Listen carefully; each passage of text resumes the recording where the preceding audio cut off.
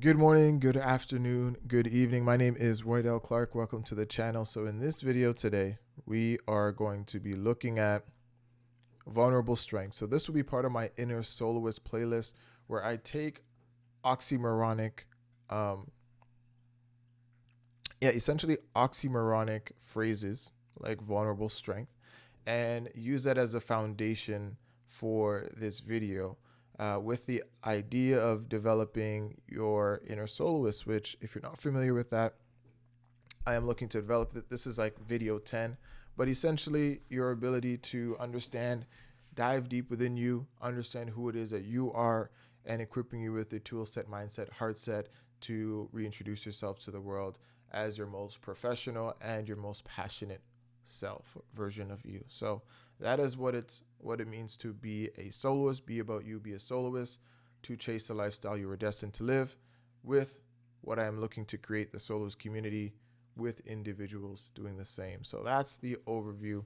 But the topic today is vulnerable strength. So what I have done here is using chat help me prompt certain ideas to facilitate this conversation a little bit further, right? So let's have an understanding of what it says for vulnerable strength, and basically I'm just sharing my perspective on it, and maybe from this it will help spark certain things in your mind. This is what this playlist would be about. So again, these oxymoronic phrases, if you have anything like this that you would want to share, let me know, and it'd be cool to just discuss it, just see where it takes us, but just encouraging that sort of mindset. So it says here that using chat, it said vulnerable strength. It says the definition is vulnerable strength is a power that comes from embracing one's vulnerabilities and turning them into sources of strength. It is a courage to show your true self, including your weaknesses, and finding empowerment in that authenticity. Cool. All right, so it has different categories that have given me: mental health, spirituality, personal insights, which is things that I'm focusing on for this video. So mental health component, it says discuss how acknowledging and expressing emotions, even those considered weak like sadness or fear, can build emotional resilience. It's about understanding that vulnerability is a part of the human experience and learning to navigate it with compassion. I'll tell you right now, emotional resilience and embrace weaknesses. In reading that sentence, I read very well, apparently not in the last 20 seconds. So right now, immediately, I felt like restarting this video and redoing this and having a better sense of this. It would have run much smoother, but that's kind of where I'm feeling this vulnerable strength kind of plays in, right? How quickly can you identify your vulnerabilities, and how quickly can you turn that into a strength?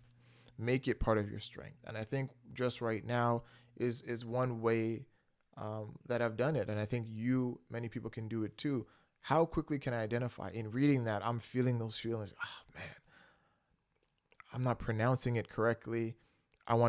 Is my mic even close enough? All these things are just kind of coming in to my mind as I'm reading this. But you know what? Other people go through that too. Other people have those moments. Other people don't share their videos or watch their video back. I personally don't like watching any of my videos back. Even in editing, a lot of times if I can have the volume off, I have it off. I don't want to hear my voice in videos. And so I think in really understanding that it's okay to feel those things, but being able to express it in words and being comfortable enough to feel that makes me human. It doesn't make me less than. So I think that's how I'd go with it. What chat actually generated for me here is kind of breaking each of those sections down. And I guess it's asking me a question.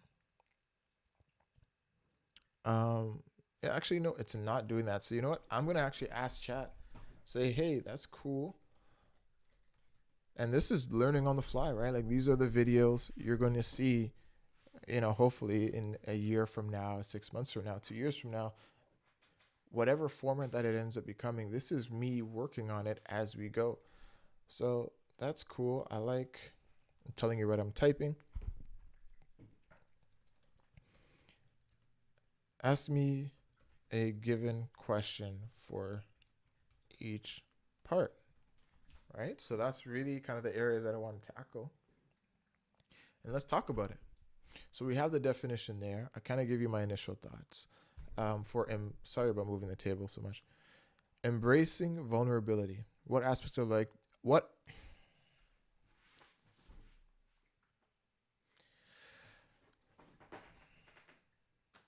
Breathe. Cool. What aspects of your life do you find hardest to be vulnerable about, and how might embracing these vulnerabilities lead to more authentic connections with others? Cool. Good question. What aspects of your life do you find the hardest to be vulnerable about?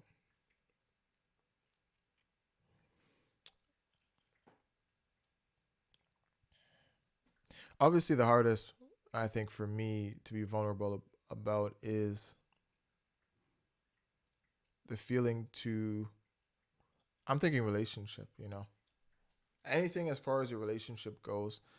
Uh, you know, my girlfriend and I, we've been together for a significant amount of time. We intend on building a family from that. So anything when it comes to speaking about being vulnerable about that publicly, that carries its own sense of heightened sense of awareness, heightened sense of vulnerability. We intend on having our own channel and, bringing that to the world. And I want to make sure, for example, that it's curated in a way. Curated, I know, has a polished, fake connotation to it sometimes. I just mean curated as far as being careful with the content that you put out there on the internet. So I just want to be mindful of what that is. But I think for me, as I embark on this journey and continue to create content, I don't think I'll have a hard time with being vulnerable.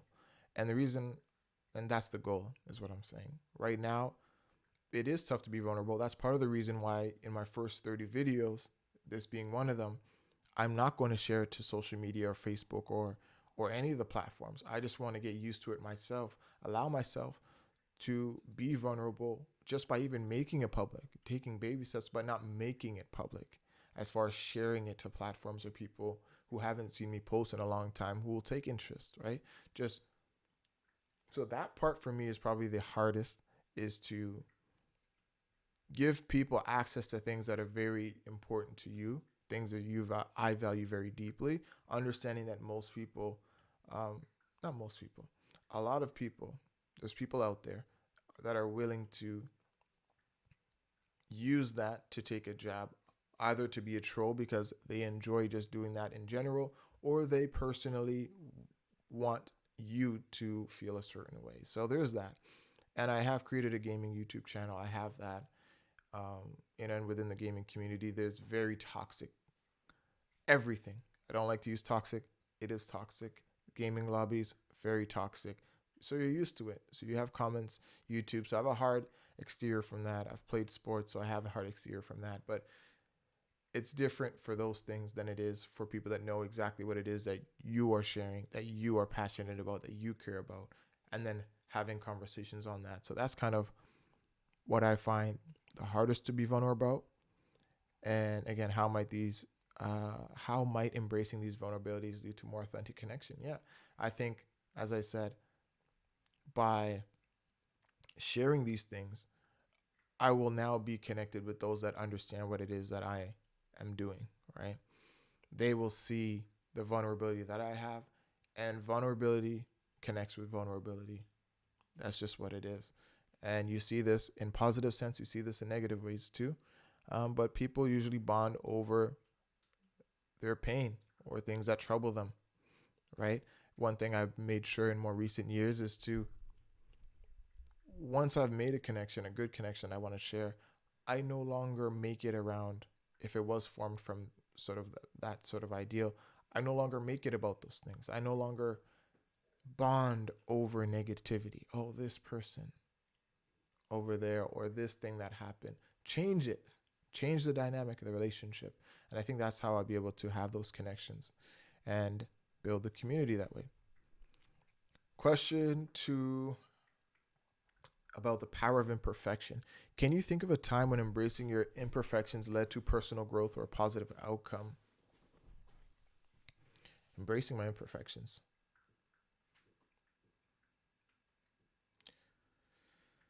Can I think of a time when embracing my imperfections? Yeah, the pride. I'd say the pride that I've had.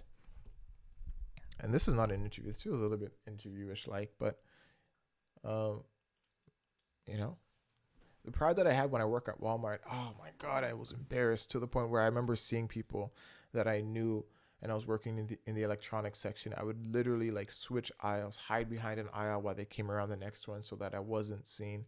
And then one day I said, you know what, let's embrace it. This is where I am. This is part of the journey. Right. And I remember buttoning up. I remember trying to reject even the vest and the clothes that I wore because I felt like, and I would button it up. One day I came and I buttoned it up. I showed up early. I had my lunch. I came with a smile on my face. I said, this is just where I'm at right now.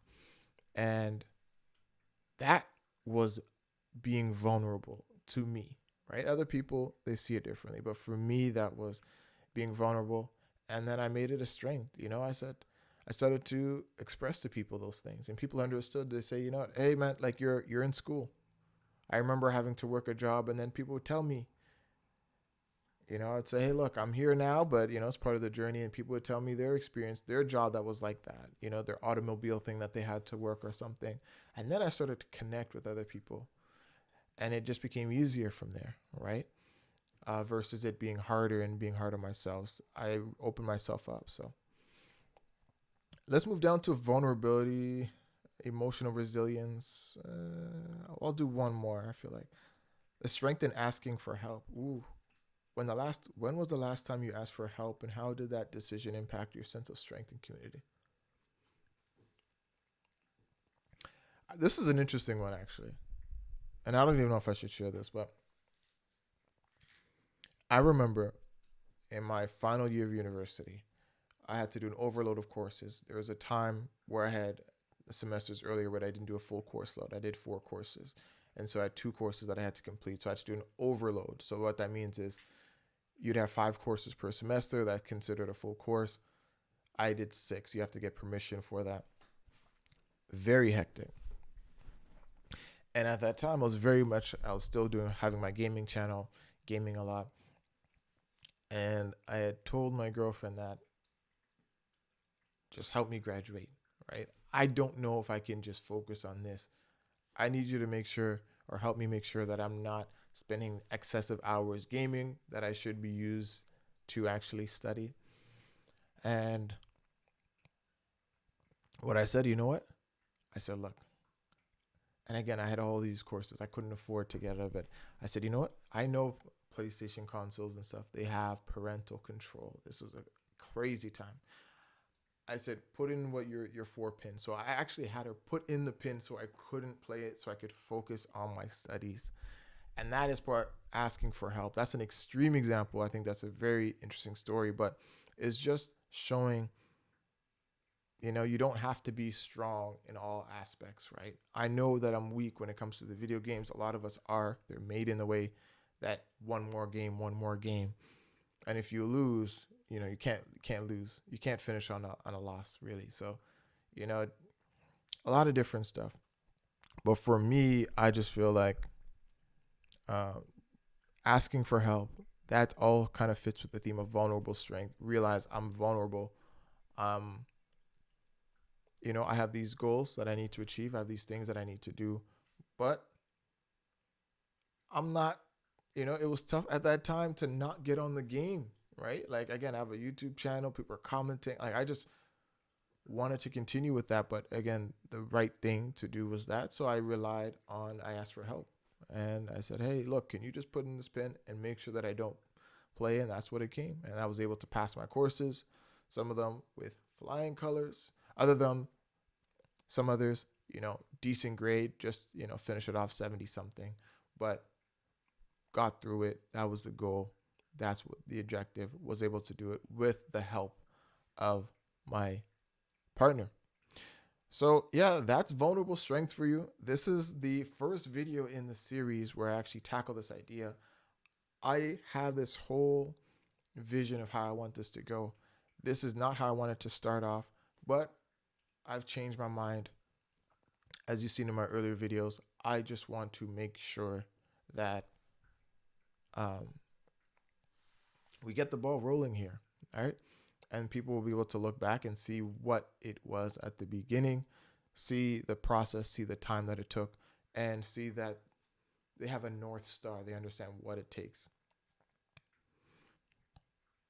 Do I have anything else to say right now? No, I don't think so. Again, that was vulnerable strength. This is episode 1 of Inner Soloist. I think it's a good first episode. I think there's a lot of things to improve on. Obviously, I like the question style format stuff, but we'll see. We'll work it through. We'll figure it out in the next one. So appreciate you guys watching. If you can like the video, that'd be greatly appreciated. Roydell Clarke. I'll see you in the next one. I keep looking over there.